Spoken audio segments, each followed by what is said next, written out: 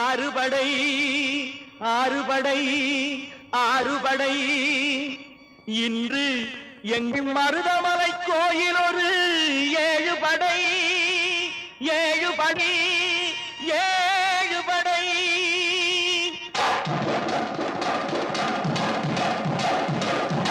மருதமலைக்கு நீங்க வந்து பாருங்க ஒரு தரம் மருதமலைக்கு நீங்க வந்து பாருங்க ஈசன் மகனோடு மனம் விட்டு பேசி பாருங்க மருதமலைக்கு நீங்க வந்து பாருங்க ஈசன் மகனோடு மனம் விட்டு பேசி பாருங்க தீராத வினைகள் எல்லாம் தீர்ந்து போகுங்க